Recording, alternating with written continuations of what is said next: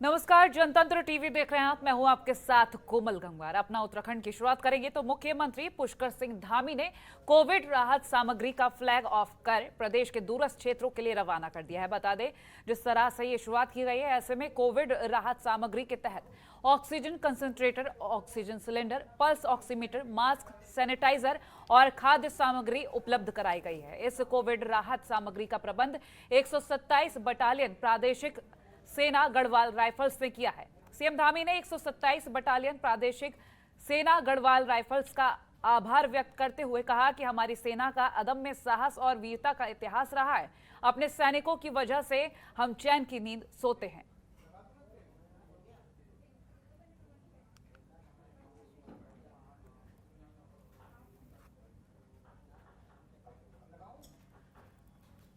और वहीं उत्तराखंड में स्कूलों को खोले जाने को लेकर सीएम पुष्कर सिंह धामी ने साफ किया है कि कई प्रदेशों का अध्ययन करने के बाद इस तरह का निर्णय लिया गया है। स्वास्थ्य विभाग और अन्य विभागों के साथ समीक्षा की गई है।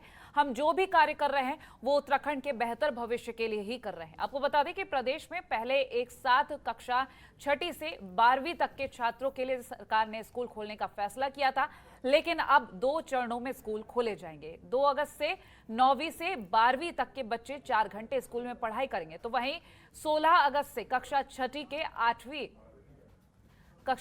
से 8वीं तक के बच्चे स्कूल जाएंगे और उनकी पढ़ाई 3 घंटे तक होगी।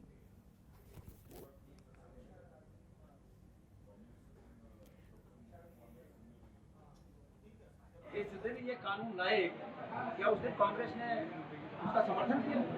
कांग्रेस ने पुरजोर विरोध किया। और आज ये जो आम जनता की बात पहुंची है, ये भी कांग्रेस की भूमिका है। हम तब से लगे हैं, उस दिन से लगे हैं लोगों को समझाने में, और ये बात आज परवान चढ़ी है, तो मुझे खुशी है इस बात में। और अगर सरकार ने अच्छा ही किया था तो आज क्यों चीफ सेक्रेटरी की अध्यक्षता में कमेटी बना दी? सरकार अपने निर्णय पर स्वयं आशंकित है। इस बात का एक प्रमाण है कि उन्होंने जो कमेटी बना दी, अपने किए हुए पर स्वयं आशंकित है सरकार। हम तो पहले से कर रहे हैं कि आप गलत। उत्तराखंड विद्यालय शिक्षा परिषद के 10वीं और 12वीं का रिजल्ट शनिवार को जारी हो गया है। आपको बता दें कि रिजल्ट शिक्षा मंत्री अरविंद पांडे ने बोर्ड ऑफिस में घोषित किया। कोविड को देखते हुए इस साल परीक्षा के बजाय विद्यार्थियों को प्रमोट किया गया। इस साल 10वीं का रिजल्ट 99.9% और 12वीं का रिजल्ट 99.56% रहा है। 10वीं में छात्रों का रिजल्ट छात्राओं से बेहतर रहा है। वहीं 10वीं कक्षा में छात्रों का रिजल्ट 99.30 और छात्रों का रिजल्ट 98.86% रहा है। और वहीं 12वीं में छात्राओं का रिजल्ट बेहतर रहा है। 12वीं में छात्राओं का रिजल्ट 99.71 और छात्रों का रिजल्ट 98.40% रहा। बोर्ड सचिव डॉक्टर नीता तिवारी ने बताया कि परीक्षा परिणाम छात्रों के 9वीं, 10वीं और 11वीं के अंकों को देखकर तैयार किया गया है। परीक्षा फल से असंतुष्ट छात्र 1 महीने में परीक्षा के लिए आवेदन कर सकते हैं। जिस तरह से रिजल्ट को लेकर छात्रों में उत्साह रहता है, वैसा उत्साह इस बार देखने को नहीं मिला है। वहीं शिक्षकों ने भी इस बात को माना है कि ज्यादातर छात्र परीक्षा फल से संतुष्ट हैं, लेकिन जो छात्र कड़ी मेहनत करते हैं उनका मनोबल कमजोर हुआ है।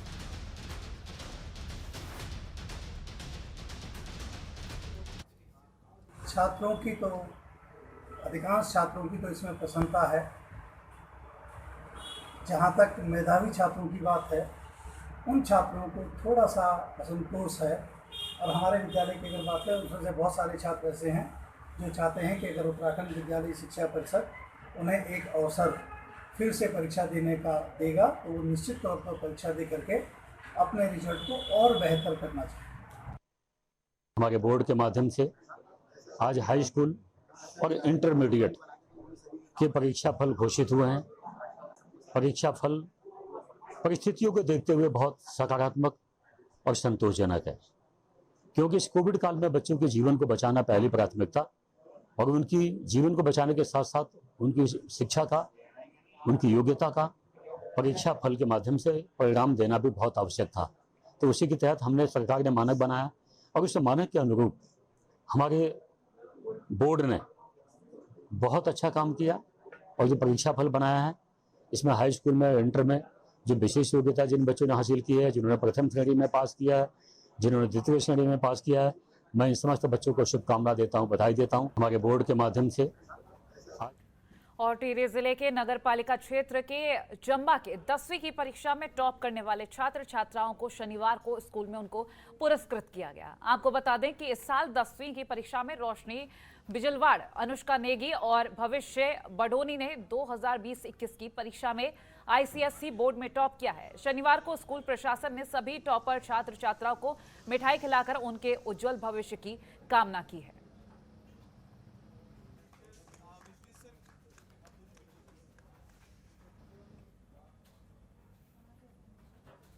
उत्तराखंड कांग्रेस ने बीजेपी पर राज्य की जमीन का गबन करने का आरोप लगाया है। वहीं कांग्रेस के प्रदेश अध्यक्ष गणेश गोदियाल ने कहा कि वर्तमान में बीजेपी की सरकार राज्य की जमीन को व्यापारी को बेचने लगी है।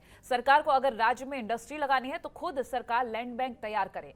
उन्होंने कहा कि सरकार बताए कि कौन सी इंडस्ट्री लगानी है, मैं खुद पुश्तैनी जमीन देने को तैयार हूं। वहीं केदारनाथ से कांग्रेस विधायक मनोज रावत ने नए भू कानून लागू होने के बाद से अभी तक की जमीन की खरीद बिक्री पर सरकार से श्वेत पत्र जारी करने की मांग की है।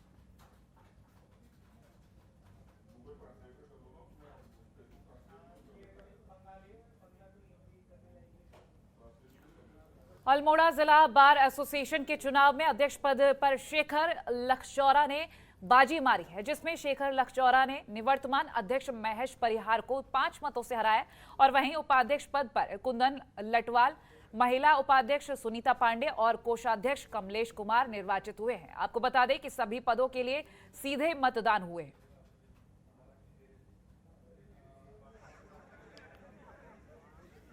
तो अभी इस बार आम सभा में बार में जो प्रस्तावित हुआ था कि महिला उपाध्यक्ष की सीट होगी, ये बहुत अच्छा साइन था, क्योंकि शीर्ष अदालत ने भी कहा है कि बार काउंसिल में जो है महिला प्रतिनिधित्व तो होना चाहिए। तो मैं तो सोचती हूँ कि जैसे कि हमारे अधिवक्ता महिलाएं आज प्रैक्टिस में लगातार आ रही हैं, तो उनके बहुत सारे जो महिला मुद्दे हैं वो कहीं ना कहीं संवेदनशील होंगे और उनको हम जो है कार्यकारिणी में रख के प्रस्तावित करेंगे और कई सवालों के समाधान हमारे बीच रहेंगे।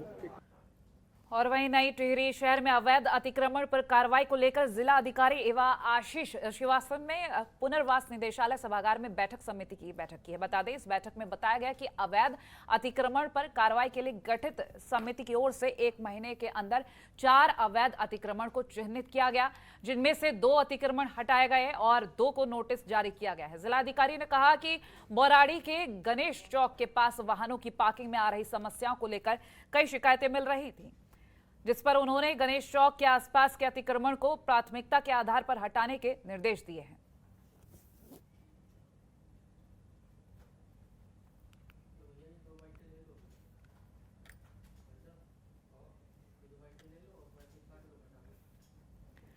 और वहीं आगामी विधानसभा चुनाव को लेकर बीजेपी इन दिनों जगह जगह बहुउद्देशीय शिविर आयोजित कर रही है, जिसके दौरान बीजेपी पार्टी के कार्यकर्ता जनता से जुड़ने की कोशिश में जुटे हैं। इसी कड़ी में शनिवार को ग्रामीणों की समस्या के निवारण के लिए अल्मोड़ा में लमगड़ा क्षेत्र में बहुउद्देशीय शिविर का आयोजन किया गया, जिसमें कैबिनेट मंत्री बिशन सिंह चुफाल शामिल हुए। साथ ही जिले के आला अधिकारी भी इसमें मौजूद रहे थे। वहीं कार्यक्रम के दौरान सभी ने जनता की समस्याएं सुनी और उनके तुरंत समाधान के निर्देश भी दिए। कैबिनेट मंत्री बिशन सिंह चुफाल ने कहा कि जनता की समस्याओं का मौके पर ही समाधान करने के लिए इस शिविर का आयोजन किया गया है।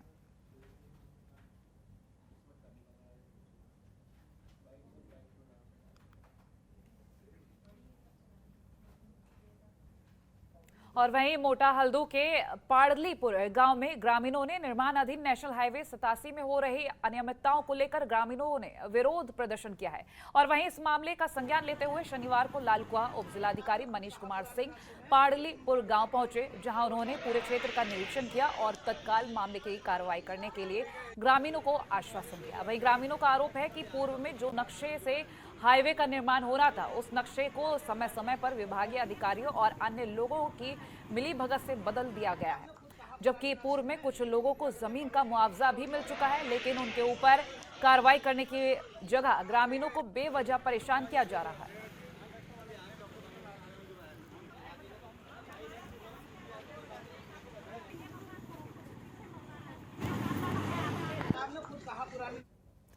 ऋषिकेश में रेलवे विभाग की ओर से बनाई गई 35 लाख की सड़क 4 महीनों में उधड़ चुकी है, जिसकी सूचना मिलने के बाद विधानसभा अध्यक्ष प्रेमचंद अग्रवाल ने निरीक्षण किया और सड़क की मरम्मत करने के लिए अधिकारियों को 3 दिन का समय दिया है। वहीं 3 दिनों के अंदर सड़क की मरम्मत न होने पर अधिकारियों को सस्पेंड करने की चेतावनी भी दी गई है।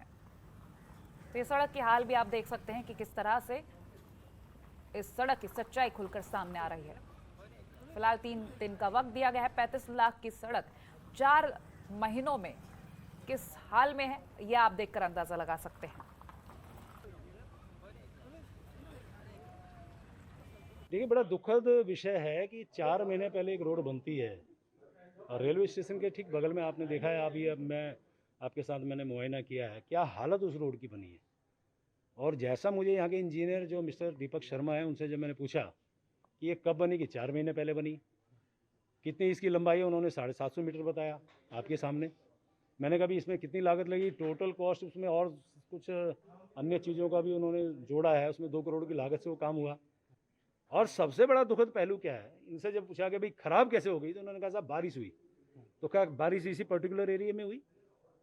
बारिश तो पूरे क्षेत्र में हो रही है। यानी कुल मिला के मुझे तो ऐसा लगता है कि जनता की गाढ़ी कमाई का ये दुरुपयोग मैं ही कह सकता हूँ। देखिए, बड़ा दुखद विषय है कि अल्मोड़ा में उत्तराखंड मानव अधिकार पर्यावरण को लेकर 2 दिवसीय कार्यशाला का आयोजन किया गया, जिसमें प्रदेश के सामाजिक कार्यकर्ताओं के साथ राजनीतिक लोग भी शामिल हुए। कार्यशाला में प्रदेश के सामाजिक सरोकारों और प्राकृतिक संसाधनों को बचाने की चर्चा हुई और कार्यशाला के आयोजक पीसी तिवारी ने कहा कि आज उत्तराखंड में जिस तरह आपदाओं से पीड़ित प्राकृतिक संसाधनों का दोहन के साथ लोगों का हनन हो रहा है, इसके लिए आज प्रदेश के लोगों के साथ चिंतन कर आगे की रणनीति बनाई जा रही है कि प्रदेश में किस तरह इसको बचाया जा सके।